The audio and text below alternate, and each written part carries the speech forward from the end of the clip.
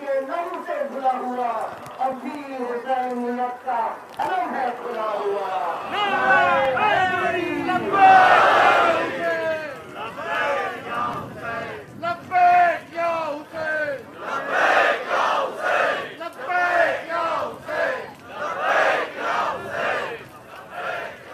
فاتحہ۔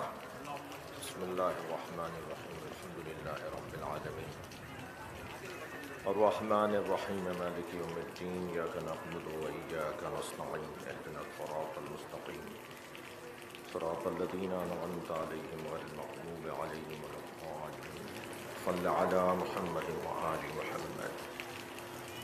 اعوذ باللہ من الشیطان الرجیم بسم اللہ الرحمن الرحیم الحمد للہ الذی لا یبلغ مدحتہ القائلون ولا یحصی نعماءہ العادون ولا یعدی حقہ المجتہدون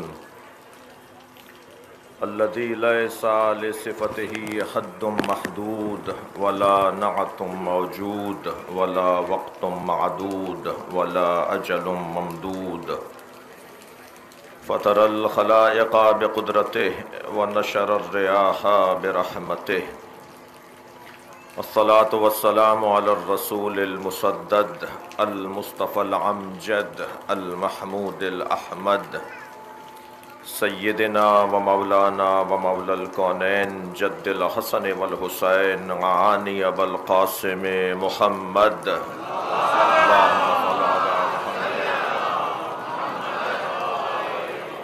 وآلہ الطیبین الطاہرین المعصومین الذین قال اللہ انما یرید اللہ لیذہب عنکم الرجس اہل البیت ویطہرکم تطہیرا۔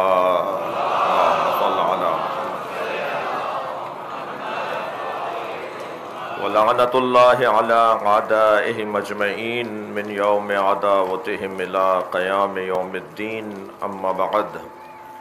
قال الحکیم فی قرآن الکریم بسم اللہ الرحمن الرحیم فمن حاجک فیہ من بعد ما جاءک من العلم فقل تعالوا ندعو ابناءنا وابناءکم ونساءنا ونساءکم وانفسنا وانفسکم ثم نبتہل فنجعل لعنۃ اللہ علی الکاذبین۔ صلوات۔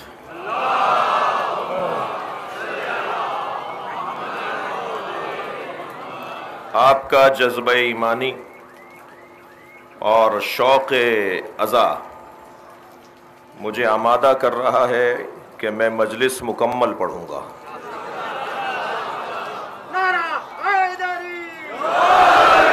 اس لیے کہ جیسے ابھی عزیزم برادرم بزرگوارم جناب سلمان صاحب نے اشعار اور اپنی نظامت کے ذریعے سے کچھ چیزوں کی طرف توجہ دلائی، ہم ویسے ہی اس گھر سے جڑے ہوئے ہیں جو حالات کا رونا نہیں روتے، بلکہ حالات کو اپنے حق میں تبدیل کرنے کا ہنر اہل بیت عطا کرتے ہیں، اور پھر یہ تو رحمت پروردگار ہے۔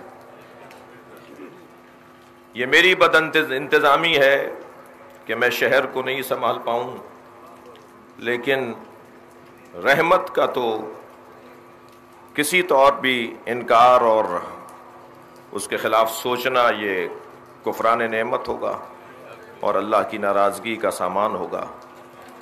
پروردگار عالم نے ہم پر احسان کیا ہے کہ ہم ان سے جڑے ہوئے ہیں جو کائنات میں سب سے افضل ہیں، اور افضلیت اور فضیلت بے قدر مصیبت ہوا کرتی ہے۔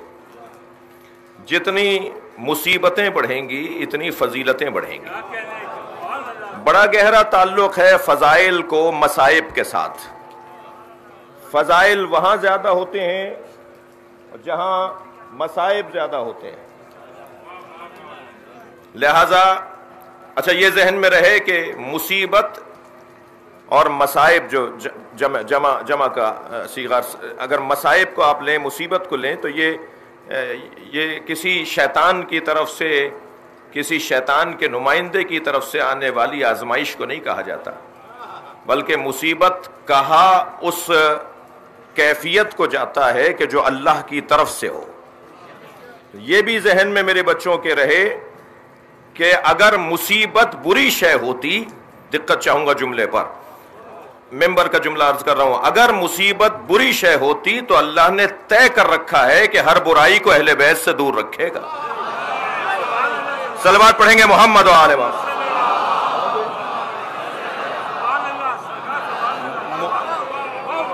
مصیبت بری شے نہیں ہے، مصیبت در حقیقت ایک آزمائش کا نام ہے، ایک ابتلا کا نام ہے، ایک امتحان کا نام ہے، اور ہر ایک سے امتحان اس کی حیثیت کے مطابق لیا جاتا ہے۔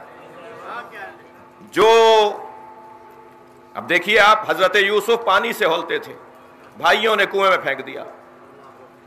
حضرت ابراہیم کے ہاں حضرت اسماعیل منت و مرادوں کے بعد آئے، کہا اسی اسماعیل کے گلے پہ چھری چلاؤ۔ تب تو آزمائش ہوگی، تب تو امتحان ہوگا۔ جی مولا علی غیرت مند بہت تھے۔ ایک یہودی عورت کو بازار میں پٹتے ہوئے دیکھا تھا، 3 دن کھانا نہیں کھایا۔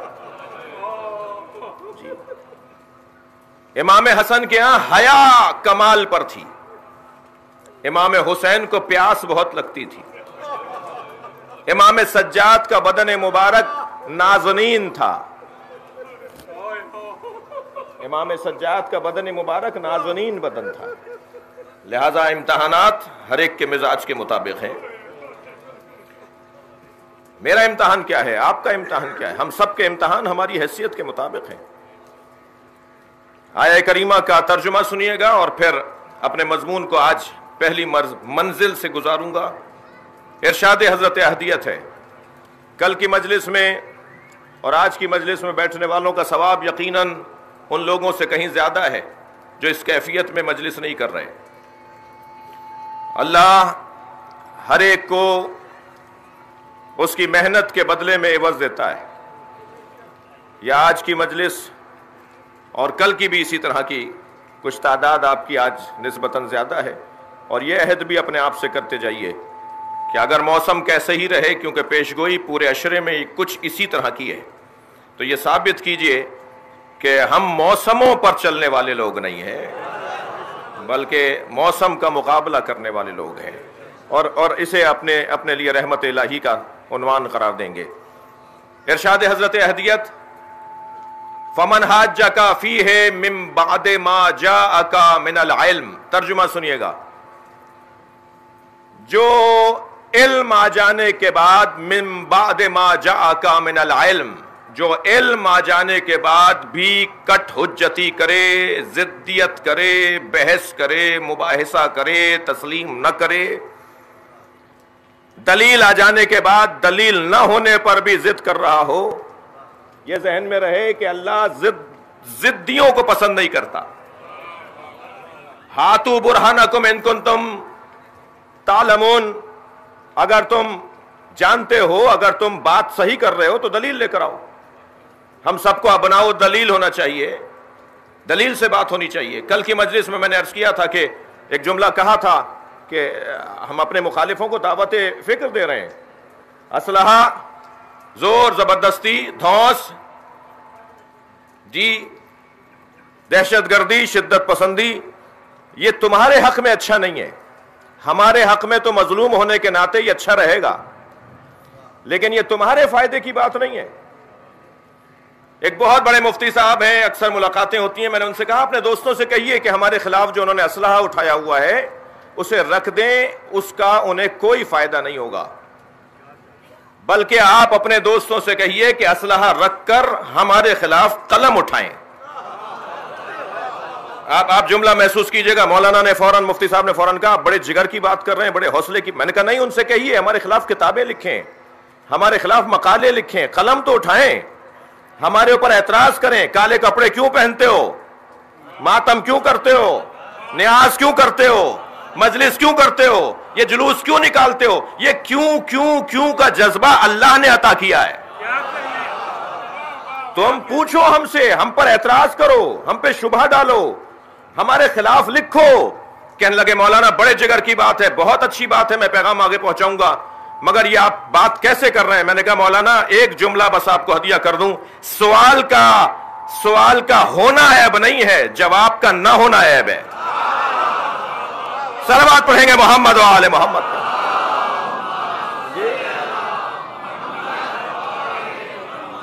لہذا قرآن پکار کر کہہ رہا ہے میرے حبیب کہ جو دلیل آ جانے کے بعد، علم آ جانے کے بعد کٹ حجتی کریں، بحث مباحثہ کریں، ضدیت کریں، ان سے پھر بحث نہ کرو بلکہ مباہلہ کرو۔ نبی مکرم کے ساتھ کیا ہو رہا تھا؟ نبی نے کیا کیا تھا نصارہ نجران کے ساتھ؟ مناظرہ کیا تھا۔ مناظرہ، دقت چاہوں گا، مناظرہ قرآن کی آیات سے ثابت ہے۔ اس چیز کی مخالفت نہ کیجئے جو قرآن اور حدیث میں صراحت کے ساتھ موجود ہو اور جو فطریات اور عقلیات کے مطابق ہو۔ اتنا بڑا مجمع بیٹھا ہے، کیا سب کے نظریات ایک جیسے ہیں؟ جب ایک دوسرے کو اپنا نظریہ سنائے اور دوسرا پہلے کو اپنا نظریہ سنائے تو یہ نظریوں کے تبادلے کو ہی تو مناظرہ کہا جاتا ہے۔ اب جس کی دلیل مضبوط ہوگی، جس کے پاس بات اچھی ہوگی، اس کی بات کو مان لیا جائے گا، اور اگر کوئی نہیں مانتا تو پھر اس کے لیے ایک مباہلہ کی کیفیت آئے گی، اور مباہلہ تو ایک انتہائی کیفیت ہے جس کو میں آج یا آگے کی مجلس میں عرض کروں گا۔ مناظرہ، ماضی میں مناظرہ جو ہوا، حضرت اسماعیل دیوبندی صاحب، جناب بشیر فاتح ٹیکسلا صاحب، فاتح ٹیکسلا اسی لیے تو کہلائے کہ انہوں نے مناظرے میں ٹیکسلا کو فتح کیا تھا جی، اور ایک طویل فہرست ہے ایک طویل فہرست ہے مناظروں کی۔ آج بھی بعض مناظر ہمارے ہاں بڑے مضبوط ہیں، ہمارے بھائیوں کے ہاں بھی بڑے مضبوط مناظر ہیں۔ یہ ماضی کا مناظرہ اور جدید مناظرہ، آج جدید مناظرے میں کچھ قواعد تبدیل کر دیے گئے ہیں اور ماضی کے مناظرے کو ترک کر دیا گیا ہے۔ دو وجہ رہیں اس کے ترک ہونے کی۔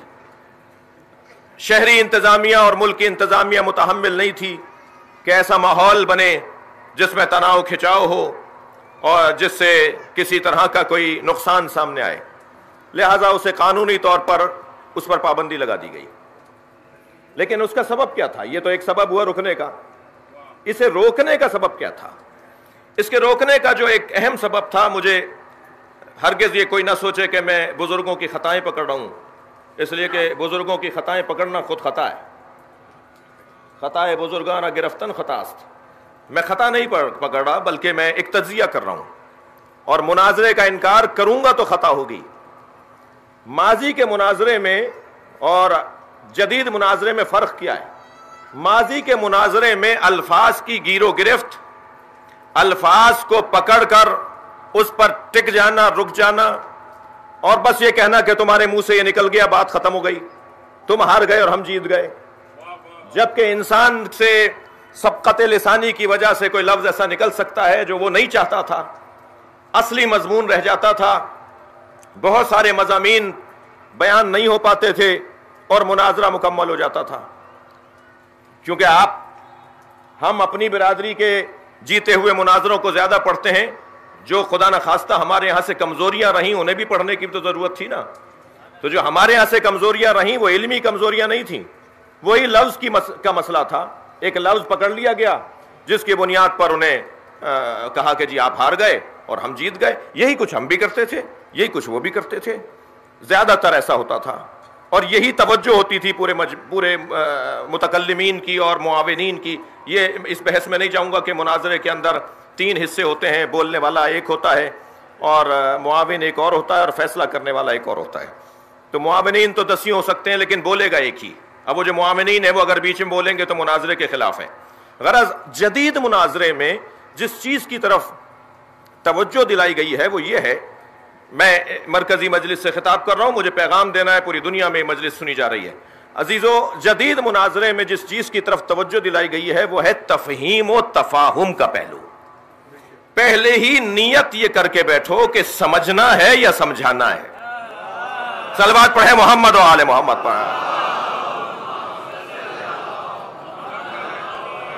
اس سے بہتر اور بلند صلوات نبی کی ذات پہ دیں۔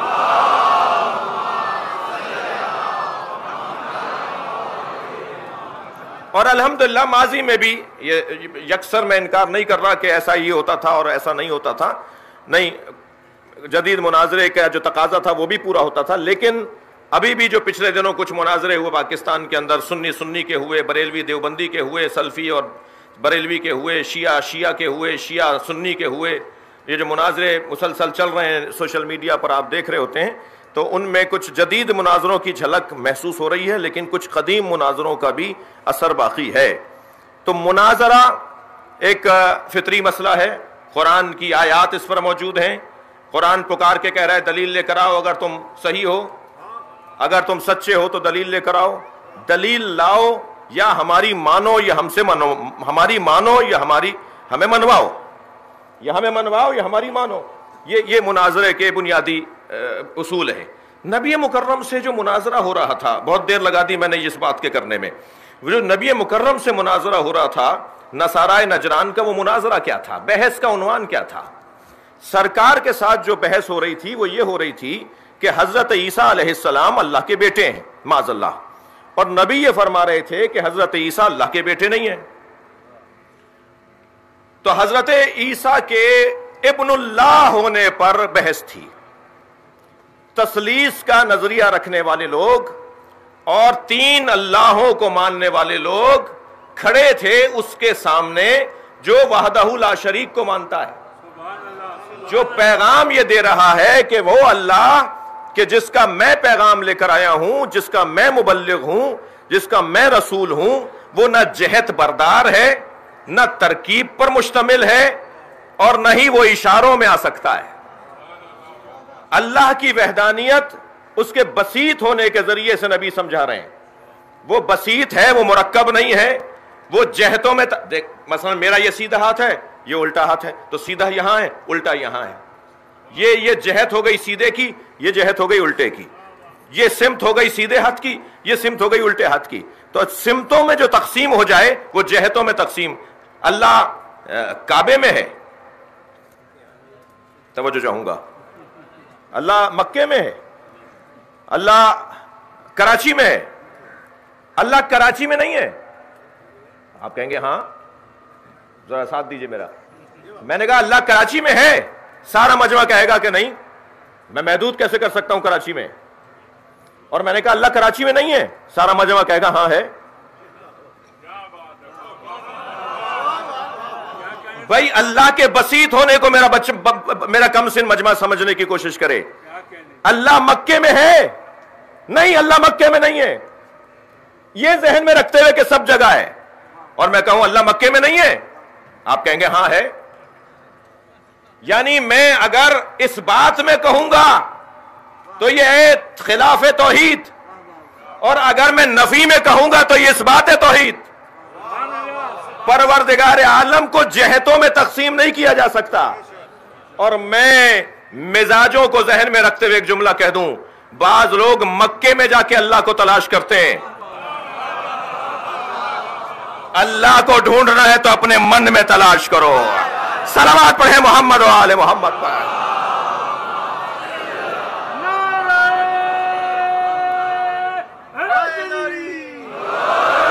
پروردگار عالم کسی جہت کے اندر نہیں ہے، وہ ترکیب کا عنوان نہیں رکھتا، وہ مرکب نہیں ہے، وہ مرکب نہیں ہے۔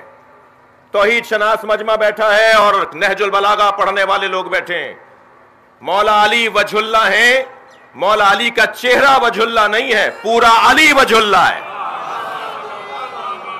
توجہ چاہوں گا، مولا علی ید اللہ ہے، مولا علی کا ہاتھ ید اللہ نہیں ہے، مکمل علی ید اللہ ہے۔ علی عین اللہ ہے، علی کی آنکھیں عین اللہ نہیں ہے، علی کا وجود عین اللہ ہے۔ لہٰذا یہ پیچھے بھی ایسے ہی دیکھیں گے جیسے آگے دیکھتے ہیں، یہ جاگتے میں جیسے دیکھتے ہیں ایسے سوتے میں بھی دیکھیں گے، اس لیے کہ اللہ کی آنکھ۔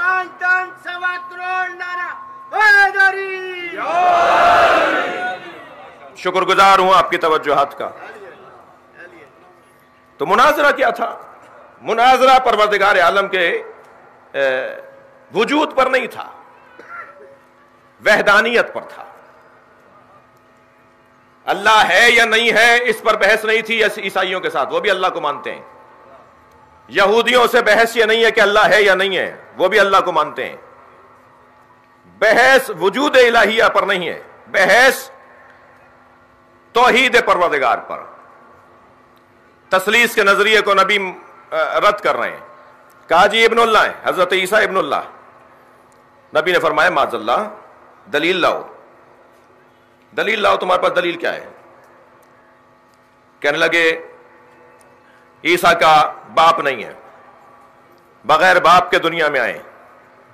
نبی مکرم نے اس دلیل کو دلیل نقضی، اہل علم بیٹھے صاحبان دقت بیٹھے ہیں، دلیلوں کی دو قسمیں ہیں موٹی سی، یا دلیل نقضی ہے یا دلیل حلی ہے. یا آپ ایک دلیل پر ایک دلیل لے کر آئیں، اسے کہیں گے دلیل حلی، اور آپ ان کی دلیل کو توڑ دیں تو یہ خود دلیل ہے مگر یہ دلیل نقضی ہے.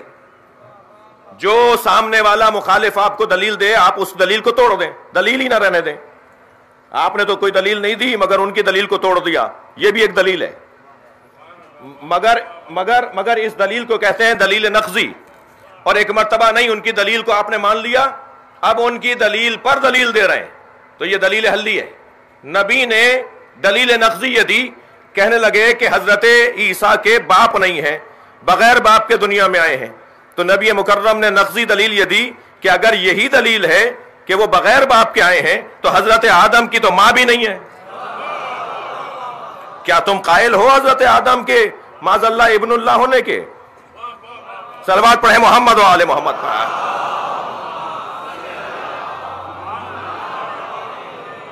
اس سے بہتر اور بلند صلوات نبی کی ذات.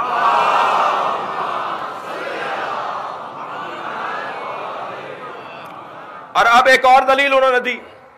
مجھے تسلی دیجئے کہ آپ مجھ سے میرے مضمون سے متفق ہیں. دوسری بات انہوں نے یہ کی کہ عیسیٰ اللہ کے بیٹے ہیں اس لیے کہ اللہ کے عبد ہیں.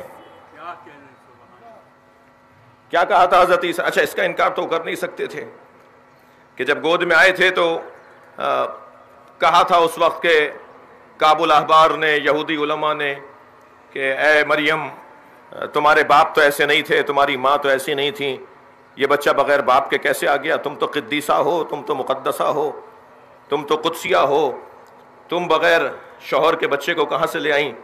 اور وہاں اللہ نے چپ کا روزہ رکھنے کا جناب مریم کو حکم دیا تھا. مریم تمہارا کام خاموش رہنا ہے. اللہ جسے معصوم بنا کر بھیجتا ہے اس کی عصمت کا انتظام بھی خود کرتا ہے، لہذا تمہارا یہ کام نہیں ہے، یہ کام تو میرا ہے. میں نے تمہیں بنا کر بھیجا ہے نا، تو میں ہی تمہاری حفاظت بھی کروں گا. تمہارا کام تو صرف اتنا ہے کہ تم خاموش رہو، پھر دیکھو کہ منظر کیا بنتا ہے.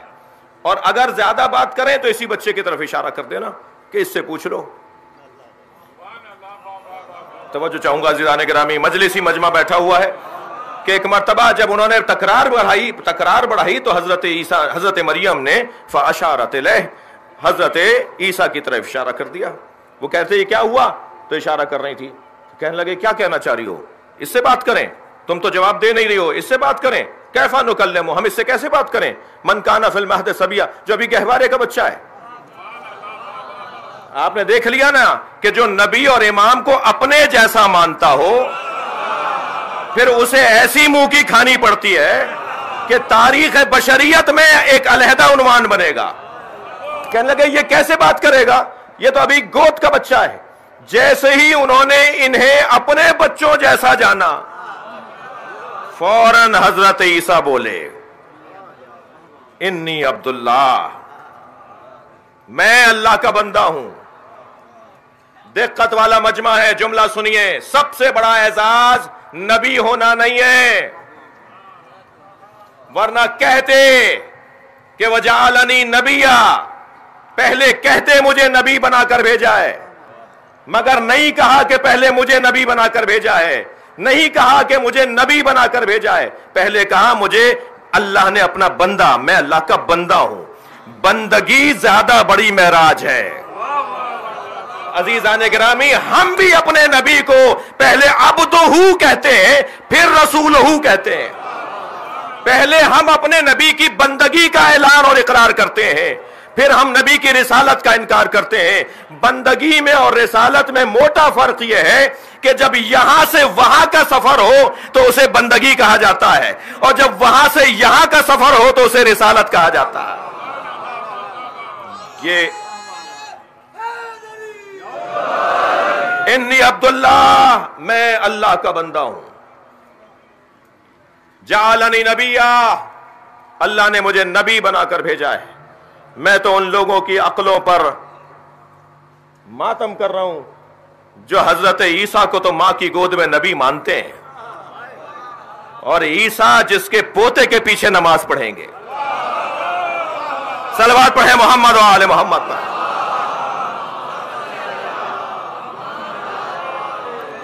ایک اور صلوات نبی کی ذات پہ ہدیہ کریں۔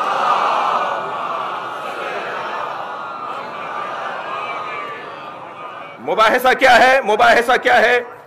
مباحثہ اب حضرت عیسیٰ نے کیا فرمایا؟ میں اللہ کا بندہ ہوں۔ اللہ کا بندہ، یہ اس کا انکار عیسائی نہیں کر رہے، تو پھر کیا مطلب ہے؟ بندہ، عبد اور معبود کیا برابر ہوتے ہیں؟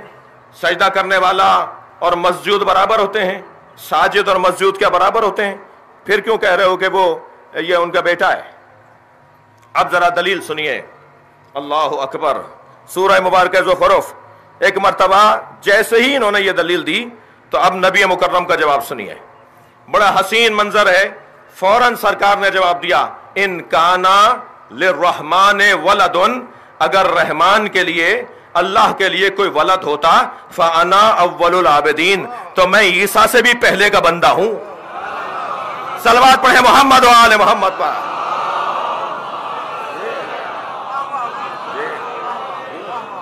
میں اگر رحمان کے لیے کوئی ولد ہوتا تو میں تو سب سے پہلا بندہ ہوں۔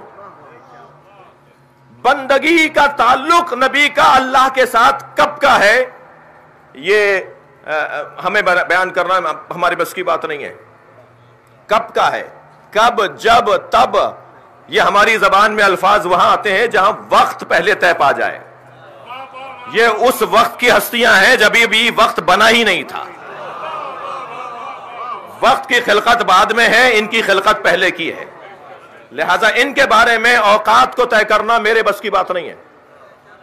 ہمارے اندر یہ طاقت توانائی نہیں ہے کہ ہم ان کے بارے میں اوقات کو طے کریں۔ بس انہوں نے اتنا کہہ دیا کہ اجعلونا مخلوقین قولوا ما شئتم، تم ہمیں مخلوق مانو پھر جو چاہو بولو۔ صلوات پڑھیں گے محمد و آل محمد پر۔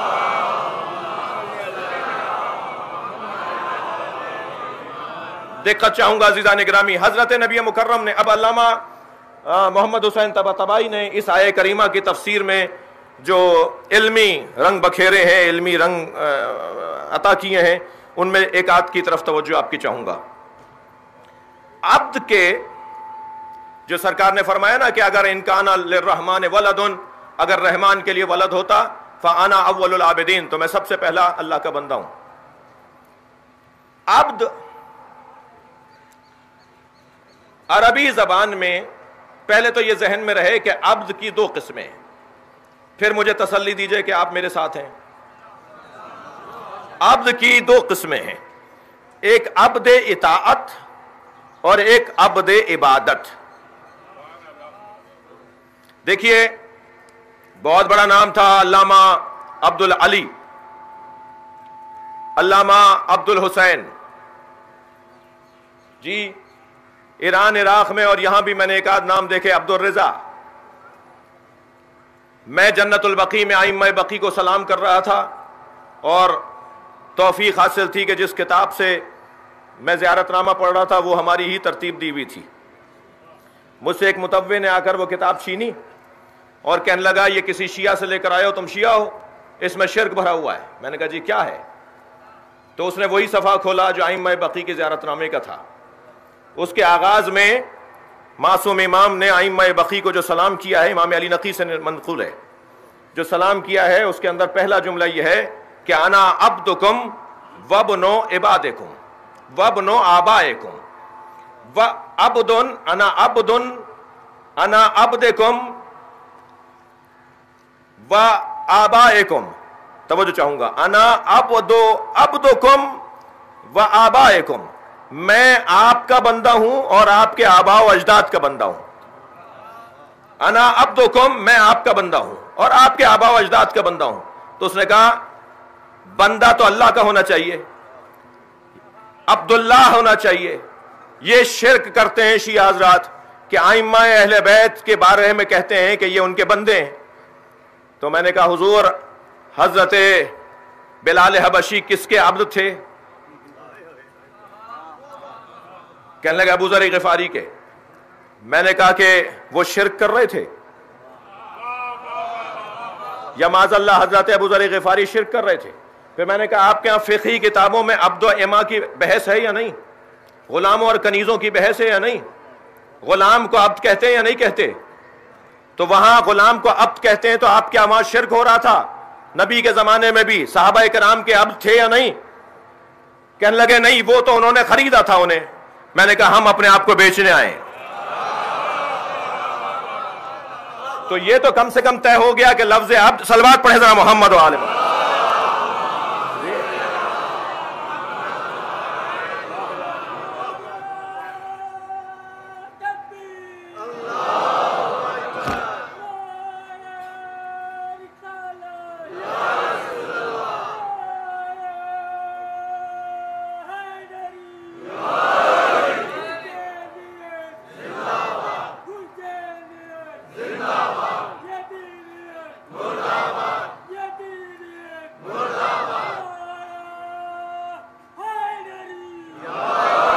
کم سے کم یہ تو واضح ہے، روشن ہے کہ عبد کا صرف مطلب یہ نہیں ہے، دقت چاہوں گا، عبد کا صرف مطلب بندگی کے عنوان سے نہیں ہے.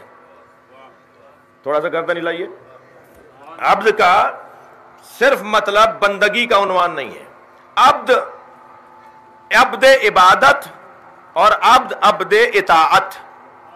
دقت چاہوں گا، جب ہم اللہ کی بارگاہ میں اپنے آپ کو پیش کریں، صرف اللہ کی بارگاہ میں، اس لیے کہ ارشاد ہو رہا ہے وَقَضَىٰ رَبُّكَ أَلَّا تَعْبُدُوا إِلَّا إِيَّاهُ، تمہیں حق نہیں ہے اللہ کے علاوہ کسی اور کی عبادت کرو. عبادت صرف اللہ کی. جب ہم اپنے آپ کو اللہ کی بارگاہ میں حاضری دیں تو یہ ہے عبد عبادت. لیکن جب ارشاد ہو یا ایھا الذین آمنوا، دقت چاہوں گا، یا ایھا الذین آمنوا اطیعوا اللہ واطیعوا الرسول واولی الامر منکم، اے صاحبان ایمان اللہ کی اطاعت کرو، رسول کی اور صاحبان امر کی اطاعت کرو. تو کیا اللہ کی اطاعت، رسول کی اطاعت، اولی الامر کی اطاعت عبدیت نہیں ہے؟ ہاں، وہ عبد اطاعت ہے اور وہ عبد عبادت ہے. لہذا عبداللہ بھی نام ٹھیک ہے، عبد الحسین نام بھی ٹھیک ہے. صلوات پڑھیں گے محمد و آل محمد.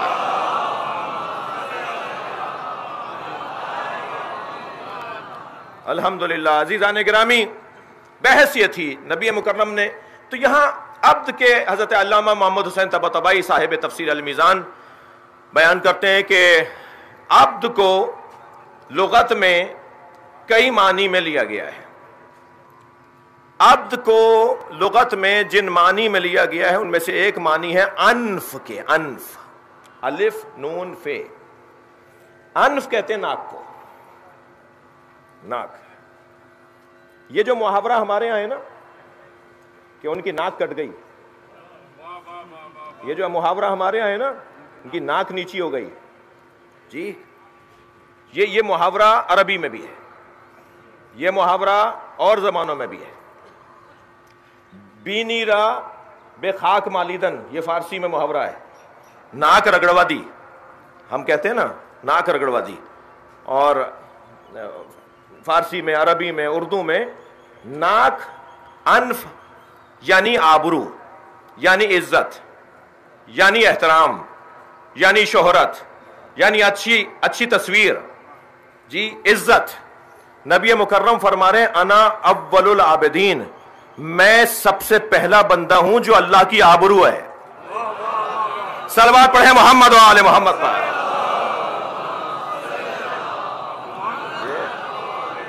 میں اللہ کی پہلی آبرو ہوں، میں عزت پروردگار کا سبب ہوں، میری وجہ سے اللہ مانا گیا ہے.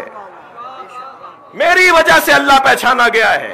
اب تک اگر کسی کو اس جملے پر کوئی خلش ہو اور کوئی اٹکن اور کوئی رکاوٹ ہو تو میں ایک جملہ کہہ دیتا ہوں، عزیزان گرامی، اللہ نے جب بھی خود کو منوایا، دقت چاہوں گا، اللہ نے جب بھی خود کو منوایا تو کہا قل هو اللہ احد، تم کہو وہ اللہ احد ہے۔ تو خود کیوں نہیں کہتا تو احد ہے؟ تو نے خود کیوں نہیں کہا کہ میں احد ہوں؟ کیوں نبی سے کہلوا رہا ہے کہہ دو میں احد ہوں؟ یہی تو بتانا چاہتا ہے میں وہ اللہ بھی ماننے کو تیار نہیں ہوں جو مصطفیٰ کے بغیر مانا جائے۔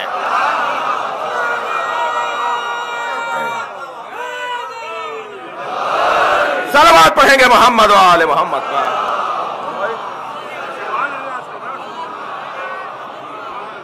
تو بحث ہی ساری یہ تھی، مناظرہ ہی یہ تھا سرکار دو جہاں کا عیسائیوں کے ساتھ کہ حضرت عیسیٰ اللہ کے بیٹے نہیں ہیں، اللہ کے بندے ہیں۔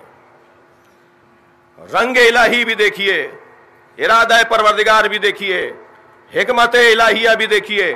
قرآن مجید میں سب سے زیادہ جس نبی کے فضائل کو اللہ نے بیان کیا ہے وہ حضرت عیسیٰ ہیں۔ یہ مریضوں کو شفا دیتے ہیں، یہ مردوں کو زندہ کرتے ہیں، جی یہ بغیر باپ کے دنیا میں آئے ہیں، یہ گودی کے اندر بات کرتے ہیں، یہ ایک دن کے ابھی ہیں تو بات کر رہے ہیں۔ وہ سارے کمالات حضرت عیسیٰ کے، سب سے زیادہ حضرت عیسیٰ، حضرت مریم، ان کے بارے میں قرآن میں آیات ہیں، جی اور ساری آیات مردوں کو زندہ کرنے والا، کوڑ اور برس کے مریضوں کو شفا دینے والا، طی العرض کا حامل، ایک لمحے میں یہاں سے اس دنیا کے اس کونے میں چلا جائے، سارے کمالات جس نبی کے اللہ نے کثرت کے ساتھ بیان کیے، اس نبی سے آخر میں ایک بات کہلوا دی، اور وہ بات یہ کہلوائی کہ وَمُبَشِّرًا بِرَسُولٍ یاتی من بعدی اسمہ احمد، میں تمہیں ایک رسول کی بشارت دیتا ہوں جو میرے بعد آنے والا ہے، اس کا نام احمد ہے۔ یہ سارے کمالات ایک جگہ، اور حضرت عیسیٰ کا یہ کہنا کہ میں تمہیں ایک رسول کی بشارت دیتا ہوں۔ اچھا پھر مجھے ایک جملہ کہنے دیجئے، حضرت عیسیٰ کے زمانے میں یہ رسول تھے؟ تم تو 40 سال کے بعد نبی مان رہے ہو۔ یہ حضرت عیسیٰ کب کہہ رہے ہیں؟ 2000 سال پہلے کہ یہ رسول کی بشارت دے رہا ہوں۔ مجھے ایک جملہ کہنے دیجئے، ہمارے نبی 40 سال کے بعد نبی نہیں ہوئے، تمہیں آنے میں 40 سال دیر لگی۔ صلوات پڑھیں گے محمد و آل محمد پر۔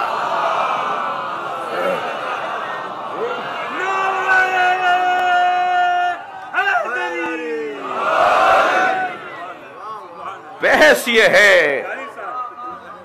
یہ ہے کہ ہمارے نبی کے کمالات اگر دیکھنے ہیں تو پہلے عیسیٰ کے کمالات کو دیکھو۔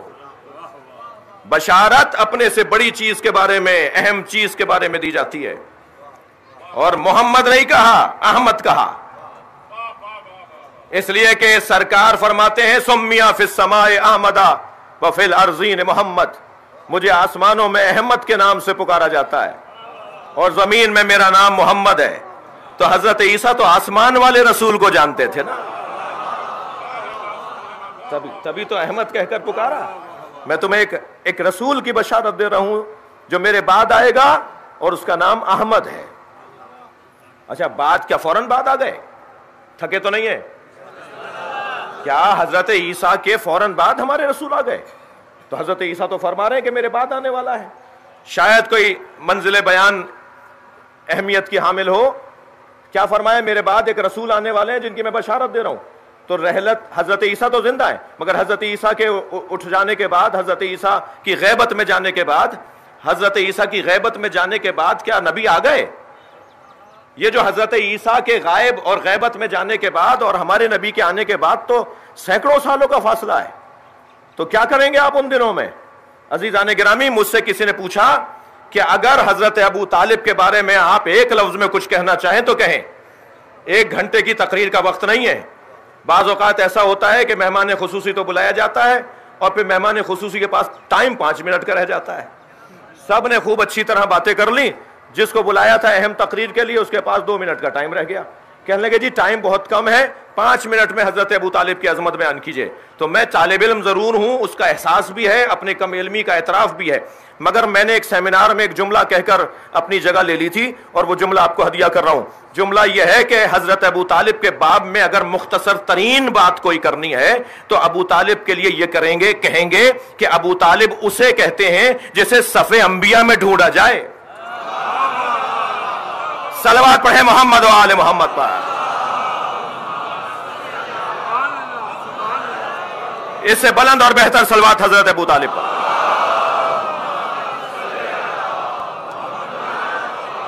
حضرت ابو طالب انبیاء کی صف میں ملیں گے. مت پریشان ہوئیے ان لوگوں سے جو افضلیت امیر المومنین پر کبھی پنڈی میں اور کبھی کراچی میں FIR کٹوانے کی بات کرتے ہیں. اس ملک میں سب سے آسان کام ہی شاید FIR کٹوانا ہے.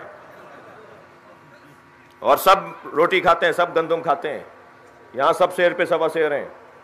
یہ پاکستان ہے. یہ کہنا کہ مولا علی کو تمام انبیاء سے افضل ماننا یہ انبیاء کی توہین ہے. میں اس اشرے کے اندر کچھ باتیں کروں گا آپ سے.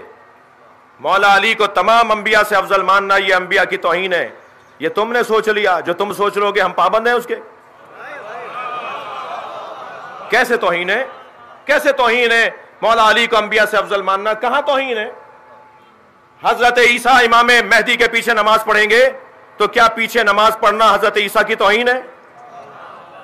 آپ یہاں نیچے بیٹھے، میں اوپر بیٹھا ہوں، کیا آپ کی توہین ہو رہی ہے؟ میں یہاں بیٹھنے سے کوئی افضل ہو گیا ہوں؟ مجھے ایک ذمہ داری دی گئی ہے، مجھے ایک صلاحیت دی گئی ہے، میں اس لیے اوپر بیٹھا ہوں، ورنہ میں کوئی افضل تو نہیں ہوں آپ سے. کل کی مجلس میں کہہ چکا ہوں کہ آپ افضل ہیں مجھ سے، اس لیے کہ حسین کا عزادار حسین کے ذاکر سے افضل ہے، اس لیے کہ رونے والا رلانے والے سے افضل ہے. دقت چاہوں گا. تو اگر یہ بات کر دی جائے کہ یہ توہین انبیاء ہے، ناراض نہ ہوئیے گا، ایک جملہ کہہ رہا ہوں. آپ تو نہیں ہوں گے مگر جن کو مجھے جی اگر یہ کہنا کہ مولا علی تمام انبیاء سے افضل ہیں یہ توہین انبیاء ہے، تو پھر یہ توہین اہل بیت ہے کہ حضرت ابوبکر مولا علی سے افضل ہیں.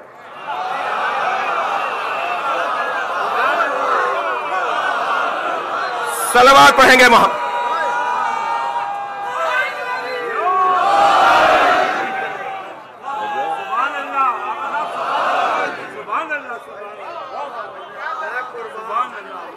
تو پھر اگر بات آئے گی توہین کی تو پھر توہین پر اگر طے ہے کہ FIR کٹنی ہے تو پھر آپ لوگوں کو بھی آتا ہے یہ سارا کام. اس دورانیے میں کون ہے؟ تھوڑا میرا ساتھ دیجیے گا. ساتھ سے مراد یہ کہ تھوڑی توجہ بڑھائیے گا.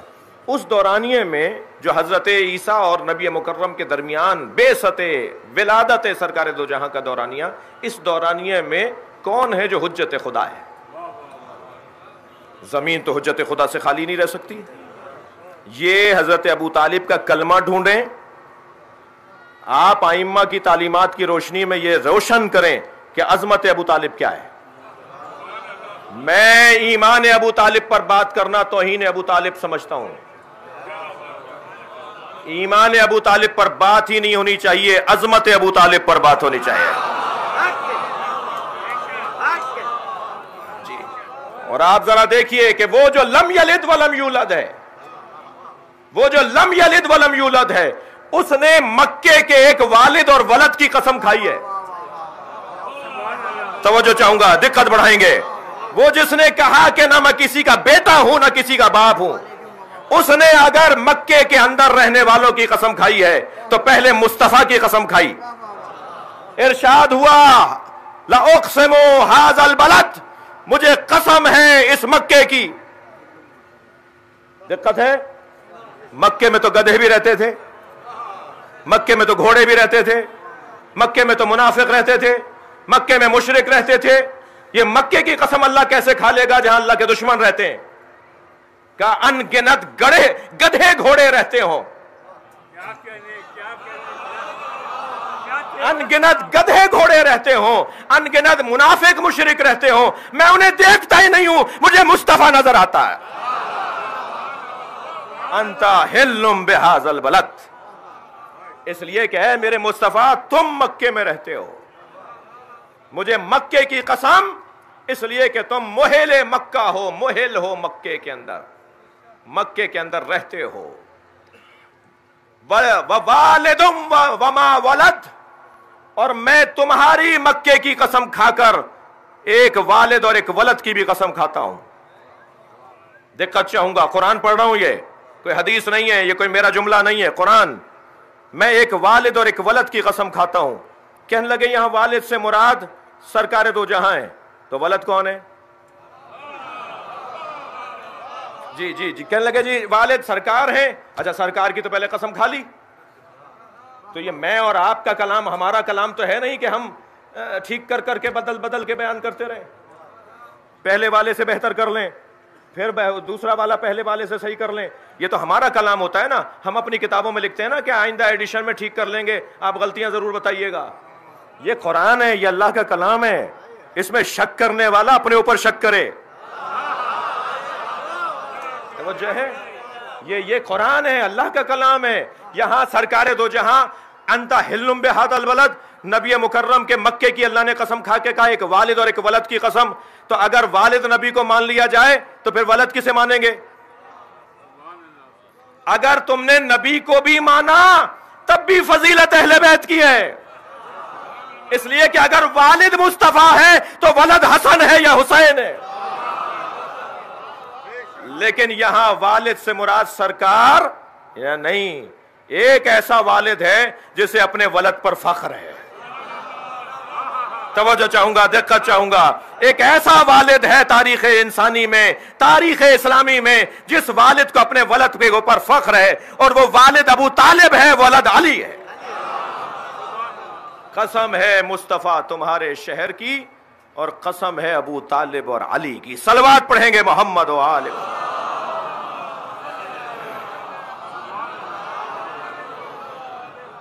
میں نے بہت آپ کو زحمت دی، مضمون آگے بڑھے گا. مناظرہ سرکار کا عیسائیوں کے ساتھ اس عنوان پر تھا کہ حضرت عیسیٰ اللہ کے بندے ہیں، اللہ کے بیٹے نہیں ہیں. وہ لم یلد ولم یولد، جس کی کوئی اولاد نہیں ہے وہ اللہ ہے. نہیں مانی بات، کٹ حجتی پر اتر آئے. تو پھر کیا کہا سرکار نے؟ ثم نبتہل. اگر تم دلیل نہیں لا سکے، اگر تم نے دلیل نہیں دی، اگر پھر بھی ضد اور بحث کر رہے ہو تو اللہ نے کہا ان سے کہہ دو، یا اگر ضد کر رہے ہیں تو ثم نبتہل، پھر ہم مباہلہ کریں گے. تو مباہلے کا طریقہ کیا ہوگا؟ ان کا جو سربراہ تھا، میں گریز کر رہا ہوں، کل بات کروں گا، اس نے ان سے کہہ دیا تھا کہ اگر اپنی پوری قوم کو لے کر آئیں تو مباہلہ کر لینا، اور اگر اپنے گھر والوں کو لائیں تو خبردار. اس لیے کہ مباہلہ جان دینے، اپنے آپ کو قربان کرنے کا میدان ہے. ایک جیسے لڑیں نا تو بچاؤ ممکن ہے.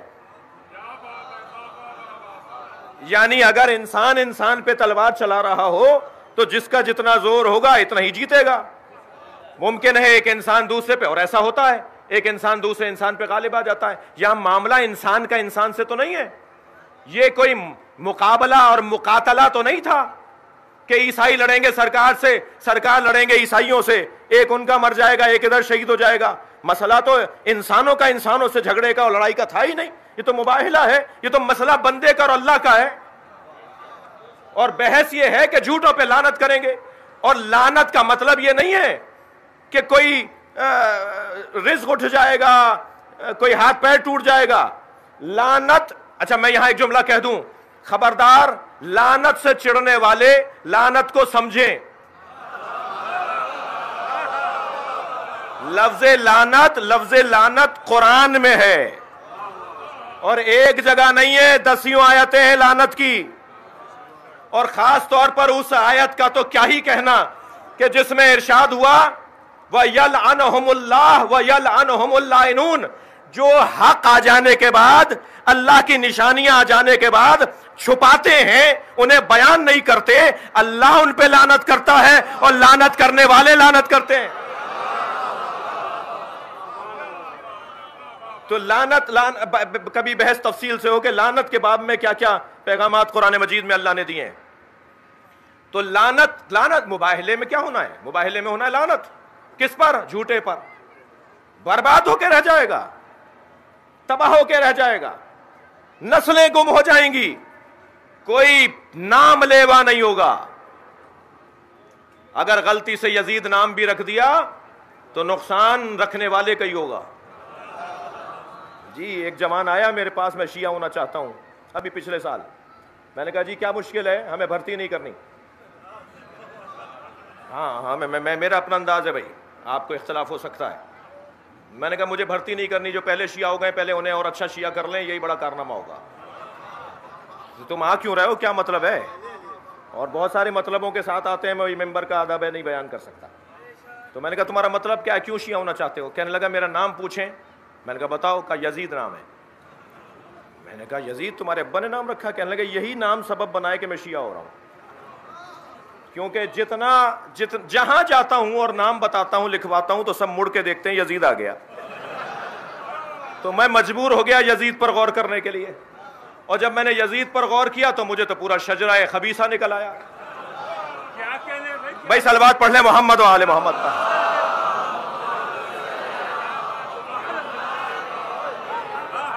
بھائی یہ نشتر پارک کا ممبر ہے، میں عمومی خطیب ہوں، مجھے اجازت دیجئے کچھ باتیں کرنے کی۔ ایک صلوات پڑھیں محمد و آل محمد کا۔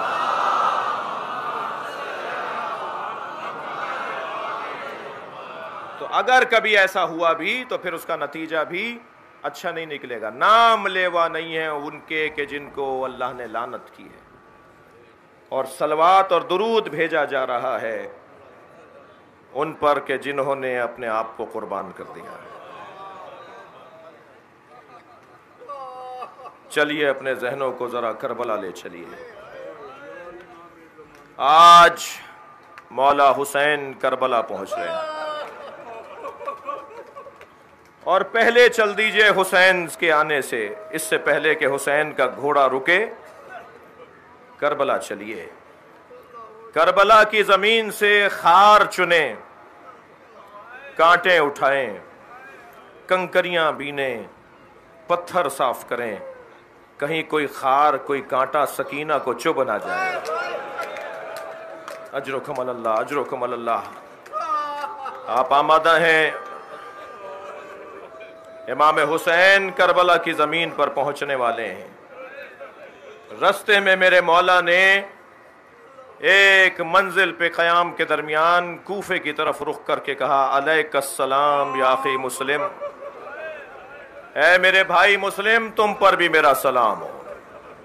جیسے ہی یہ آواز سنی مولا عباس قریب آ گئے۔ مولا کیا میرا بھائی مسلم کوفے سے واپس آ گیا؟ فرمایا عباس کوفے میں مسلم کو مارا جا رہا ہے۔ اے میرے عباس بھائی، کوفے میں مسلم کو دارالامارہ کی چھت پہ لے جا کے قتل کیا جا رہا ہے۔ مجھے شہادت سے پہلے مسلم نے سلام کیا ہے۔ مولا حسین شہادت حضرت مسلم کی خبر دے رہے ہیں، ادھر عباس علمدار جلال حیدری کا شکار ہے۔ فرمایا مولا جب آپ کو سلام کی آواز آ سکتی ہے تو آپ مجھے کوفہ بھیج بھی سکتے ہیں۔ میرا بھائی اکیلا ہے، میرا بھائی غریب ہے، اسے غربت میں مارا جا رہا ہے۔ کہ عباس ذرا یہاں اس فضا میں دیکھو۔ حضرت نے ایک منظر دکھایا مولا عباس کو۔ منظر یہ ہے کہ دارالامارہ کی چھت پر حضرت مسلم کے سر کو قلم کیا جا رہا ہے اور بدن مبارک کو چھت سے نیچے پھینکا جا رہا ہے۔ کہ ایک مرتبہ دستہ شمشیر پر ہاتھ رکھ کے فرمایا مولا میرا بھائی تنہا ہے۔ فرمایا عباس ذرا دارالامارہ کے نیچے دیکھو۔ اب جو دارالامارہ کے نیچے دیکھا، کیا دیکھا؟ کالے برقعے میں ایک بی بی ہے جو اپنے ہاتھ پھیلائے کھڑی ہے۔ عباس میری ماں زہرا، اللہ رے غربت فاطمہ زہرا، اجرکم اللہ، اجرکم اللہ۔ آپ کی آوازیں بلند ہو گئی، آنکھوں میں آنسو آ گئے، مجلس ہو گئی. مجھے چند جملے اور کہنے دیجئے. مولا کربلا کی زمین پر پہنچے ہیں، چلتا چلتا حسین کا گھوڑا رکا. یہ ذوالجناح ہے، معمولی سواری نہیں ہے، نبی نے اپنے حسین کو دی تھی. یہ نبی کے زمانے میں بھی جوان تھا اور سن 61 ہجری میں 50 سال کے بعد بھی جوان ہے. اور اس کی جوانی کا سبب یہ ہے کہ نبی جس گھوڑے پر، جس سواری پر بیٹھ جائیں وہ بوڑھی نہیں ہوتی اور وہ بیمار نہیں پڑتی. یہ معجزہ ہے نبی کی سواریوں کا. یہ امام حسین کے پاس نبی کی سواری ذوالجناح، اور یہ ایسا وفادار امام کی سواری ہے، امام اسے چابک نہیں مارتے تھے. فرماتے تھے رک جا، یہ رک جاتا تھا. فرماتے تھے چل، یہ چلتا تھا. امام فرماتے تھے میں اترنا چاہ رہا ہوں، یہ گھٹنے ٹیک دیتا تھا. کربلا میں حسین کے گرنے کے بعد یہ چھوڑ کر نہیں گیا. یہ امام کے لاشے کے گرد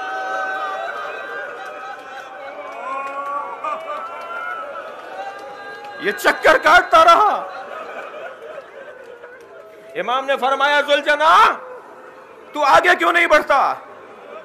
گھوڑا چند قدم آگے جاتا تھا پھر پلٹ آتا تھا، اسی زمین کے اندر رہتا تھا. امام نے فرمایا سامنے آبادی ہے، ان سے جا کے پوچھو اس زمین کا نام کیا ہے. کچھ بزرگوں کو بلایا گیا، مختلف نام انہوں نے بتائے، مگر ایک بہت مسن ایک بزرگ تھا، ایک مسن شخص تھا.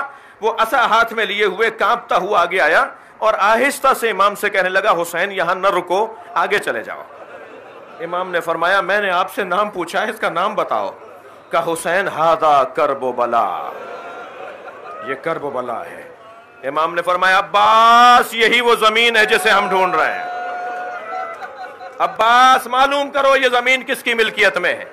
امام نے زمین خریدی، نہر کے کنارے خیمے لگے، اور جب رات آئی ہے نا، جو اب یہ رات آ رہی ہے، یہ جو رات آئی ہے، جب خیمے لگ گئے، قیام حسینی ہو گیا، تو رات کے پہر میں مولا تنہا بیابان میں نکلے. بہن زینب نے دیکھ لیا کہ بھائی تنہا جا رہے ہیں. کچھ فاصلے پر بی بی زینب چل رہی ہیں. کیا دیکھا کہ ایک جگہ میرے مولا حسین نے بیٹھ کر 2 رکعت نماز پڑھی، کچھ مناجات کی، پھر وہاں سے اٹھے. پھر جگہ ڈھونڈتے ہوئے جیسے کوئی جگہ ڈھونڈ رہے ہوں، وہاں جا کر امام حسین نے 2 رکعت نماز اور پڑھی. پھر وہاں سے اٹھے، پھر ایک اور جگہ ڈھونڈنے لگے، وہاں جا کر امام حسین نے پھر 2 رکعت نماز پڑھی. پھر ڈھونڈتے ڈھونڈتے ایک نشیبی جگہ میں گئے، جہاں جا کر حسین نے مناجات کرنا شروع کی. اور پھر دنیا کی کے فانی ہونے پر، دنیا سے لا تعلقی پر اور موت کے اوپر اللہ کی بارگاہ میں مناجات کے جملے کہے. جناب زینب سے رہا نہیں گیا. جیسے ہی حسین مصلی سے اٹھے تو سامنے زینب کھڑی ہیں. بھائی مجھے بس اتنا بتا دو، وہ جگہ جو تم نے 2 رکعت نماز پڑھی وہ کیا مطلب تھا؟ اور پھر دوسری 2 رکعت نماز جو پڑھی اس کا کیا مطلب تھا؟ فرمایا زینب وہاں جو 2 رکعت میں نے نماز پڑھی وہاں میرا علی اکبر ایڑیاں رگڑے گا. اے زینب جہاں یہ میں نے 2 رکعت نماز پڑھی یہاں میرا قاسم پامال کیا جائے گا. اے زینب یہاں عباس کے بازو کاٹے جائیں گے. اور اس نشیب کو غور سے دیکھو، یہ کربلا کا نشیب میری مقتل ہے. یہاں میں گھوڑے سے گرایا جاؤں گا، میرے سر کو تن سے علیحدہ کیا جائے. الا لعنت اللہ علی قوم الظالمین فسیعلم الذین ظلموا ای منقلب ینقلبون. یا اللہ ہماری عبادت کو قبول فرما. اس موسم کی نامساعدگی کے باوجود ہمیں بھرپور عزاداری کی توفیق عطا فرما. حاجات شریعہ کو پورا فرما، ہماری عاقبت بخیر فرما. ملک خدا داد کو ترقی عطا فرما. پاکستان کی سرحدوں کی حفاظت فرما. ہمارے فورسز خاص طور پر کراچی شہر کی بلدیہ کے کیا نام تھا، معید اکبر صاحب نے بہت تعاون کیا ہے، اور اسی طرح ناظم صاحب اور دیگر جنہوں نے ابھی کچھ مسائل تھے، آپ سب کو نہیں پتہ ہوتا، ذمہ داروں کو پتہ ہوتا ہے کیا تعاون کیا ہے. یا اللہ جس نے جو خدمت کی ہے ان کی توفیقات میں اضافہ فرما. امام زمانہ کے ظہور میں تعجیل فرما. توفیقات خیر میں اضافے کے لیے بلند تر صلوات.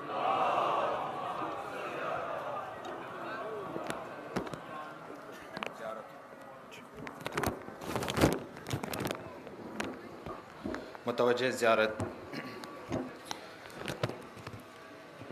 السلام علیکم یا ابا عبداللہ السلام عليك يا ابن رسول الله.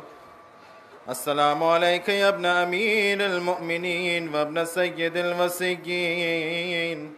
السلام عليك يا ابن فاطمة الزهراء عليها السلام بنت رسول الله.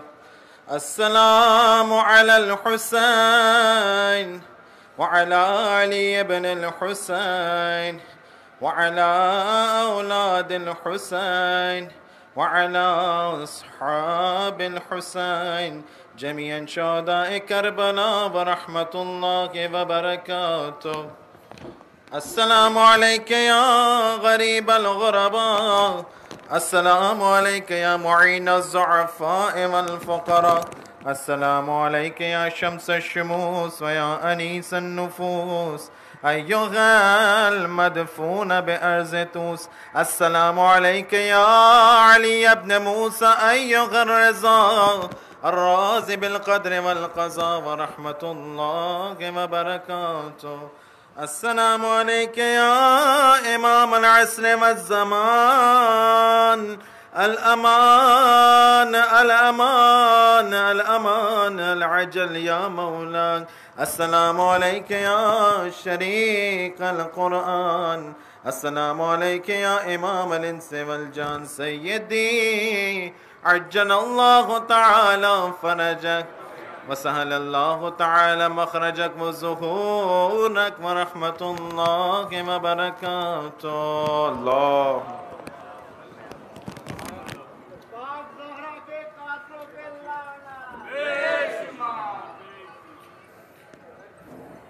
مرکزی اشیاء